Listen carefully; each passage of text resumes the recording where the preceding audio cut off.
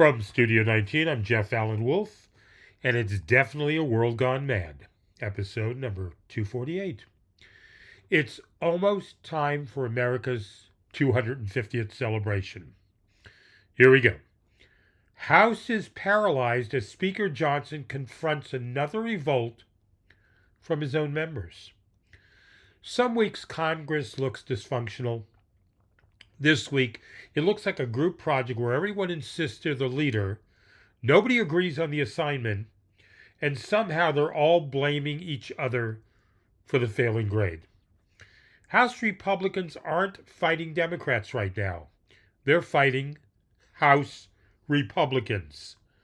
At this point, the biggest threat to the Republican agenda appears to be the Republican agenda. It's like watching a football team spend the entire game tackling its own quarterback, then holding a press conference to complain the other team scored too many points. Last week, GOP leaders in the chamber lost control of the House floor and failed to advance their legislative priorities. Now it's worse. Speaker Mike Johnson is once again trying to, herd a conference that seems to have confused governing with hostage negotiations. Every week there's another revolt, another standoff, another demand, another ultimatum. If Congress were a family road trip, they'd still be arguing in the driveway about who gets the front seat while the engine's running and the gas tank is empty. You almost have to admire the consistency. Every time it looks like Republicans have finally reached an agreement, somebody stands up and says, I hate this one also. It's become the legislative version of assembling furniture with 3 different instruction manuals. And somehow, every one of them insists the others are wrong. The irony is impossible to ignore. This is the party that campaigns on efficiency, accountability, and getting government working again. Then they get the majority, and suddenly the biggest obstacle to moving legislation isn't the opposition. It's their own members refusing to move in the same direction. You can't blame traffic when all the cars are parked in your own garage. Meanwhile, Americans are watching all of this, wondering whether anyone is actually governing or if C-SPAN accidentally started carrying reality television. Every disagreement becomes another public family argument where nobody leaves the table until somebody storms out first. At this point, the House doesn't need another strategy session. It needs somebody to hand out name tags that say, "Hi, I'm the reason today's vote failed." That's what makes this story so remarkable. The paralysis isn't being imposed from the outside. It's coming from within.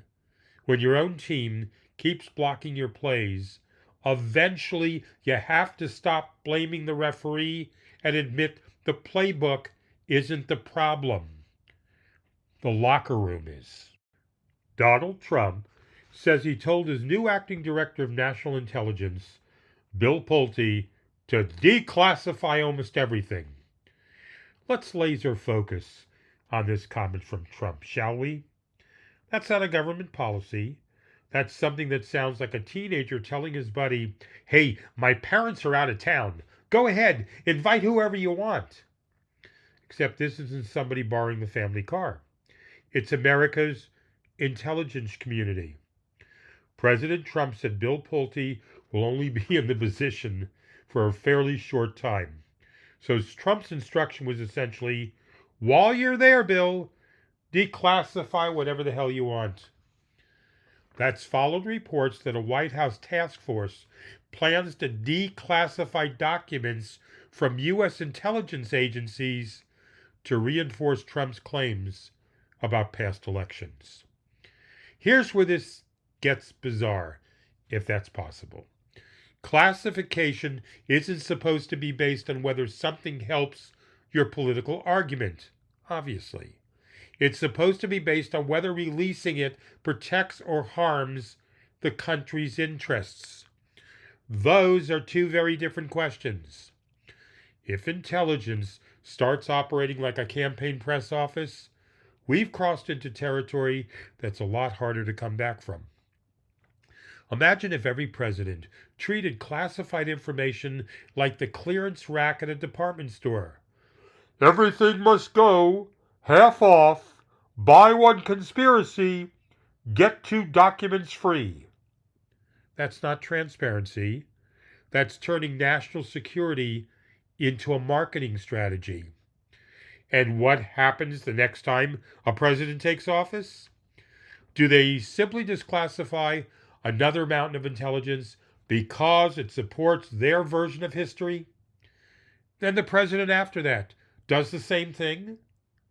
Pretty soon, classified information isn't classified because it protects the country. It's classified until somebody thinks it'll help them win the next political argument. That's the real danger here. Once Americans start believing intelligence agencies exist to validate politicians instead of inform presidents, public confidence doesn't just erode, it falls off a cliff. Whether you're Republican, Democrat, or Independent, that's a dangerous precedent because eventually the other party gets the keys to the exact same system. Transparency is important. Government secrecy can absolutely be abused, but transparency also requires rules. Otherwise, it isn't transparency at all. It's selective disclosure dressed up as openness. Those are not the same things. The most remarkable part of this story, listeners, this isn't simply that Donald Trump wants documents released. Presidents have broad authority over classified information, of course. It's the idea that intelligence can be directed to serve a political narrative first and ask questions later. Once that becomes normal, every future administration will be tempted to do exactly the same thing. That's how institutions stop serving the country and start serving whoever happens to be sitting behind the resolute desk. And finally, former CIA Director John Brennan is suing the Trump administration, demanding that records connected to the Justice Department's investigation into him be preserved. Think about how unusual that is. Before anyone's even arguing guilt or innocence, they're arguing over whether the paperwork might disappear. That's like walking into a casino, right? Asking the dealer to promise not to shuffle the cards halfway through the hand. Brennan says he's concerned the Trump administration is trying to prosecute him vindictively. You think? He's asking a federal court to make sure Justice Department records and internal communications are preserved so that if charges ever come against him, there will be a record showing how those decisions were made. Here's what really caught my attention. We've reached a point where people aren't just worried about the outcome of an investigation. They're worried about whether the investigation itself will leave behind an honest paper trail. That's a whole different level of public distrust. When preserving records becomes the first legal battle, something has already gone seriously off the rails. Imagine calling your bank and saying, "Before we talk about my account, could you promise not to shred my statements?" Most of us would find another bank. Yet somehow this has become a perfectly reasonable request when we're talking about the federal government. Whether you like John Brennan or can't stand him really isn't the point. The Justice Department isn't supposed to operate like two rival fan clubs arguing over a referee's call. The public has to believe investigations are driven by evidence, not by who happens to be on the president's enemies list this week. And here's the dangerous precedent.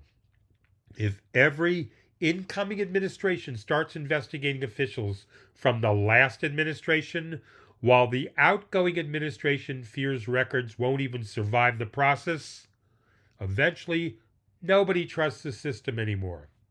It becomes less about justice and more about settling scores with government letterhead.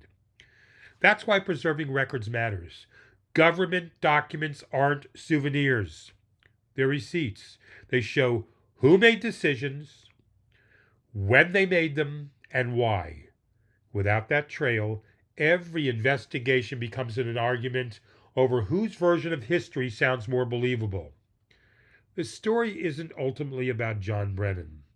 It's about whether Americans can still expect the rule of law to include something as basic as keeping the records intact.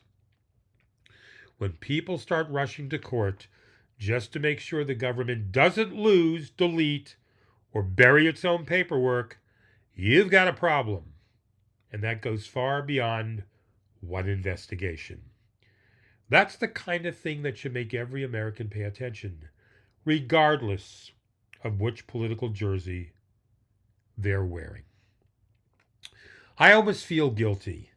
When I bring you, the listeners, a new podcast episode, I feel like I don't have to work that hard because the stories write themselves due to Donald the Delusional One. Every hour of every day, more lunacy takes place from this administration and from his supporters.